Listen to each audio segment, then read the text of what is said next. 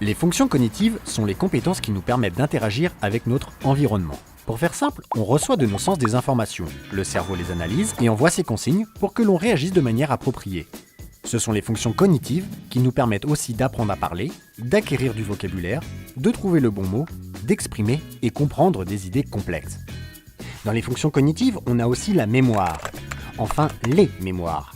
La mémoire à court terme, qui permet par exemple de retenir une consigne.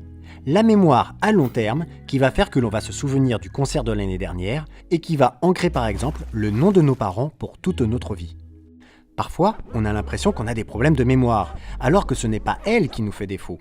Une autre fonction cognitive impliquée dans quasiment toutes nos activités est l'attention. Et oui, l'attention nous permet de réagir rapidement à un signal, de rester concentré sur une tâche et de faire plusieurs choses en même temps.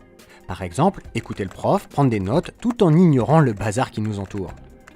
Dans les fonctions cognitives, on retrouve également les fonctions exécutives qui nous permettent de nous adapter à des situations nouvelles, inhabituelles ou complexes.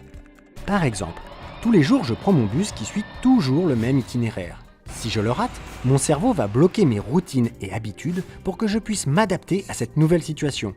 Puis, il faut que je puisse trouver de nouvelles alternatives. Y aller à pied, demander à un copain de passer me prendre, etc.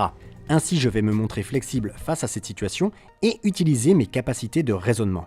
Enfin, les fonctions cognitives nous aident aussi dans nos interactions sociales.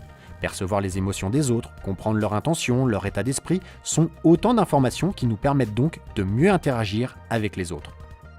Alors, si nos fonctions cognitives nous font de temps en temps défaut, et que nous remarquons des oublis, des étourderies, que parfois nous allons trop vite dans nos réflexions, parfois pas assez.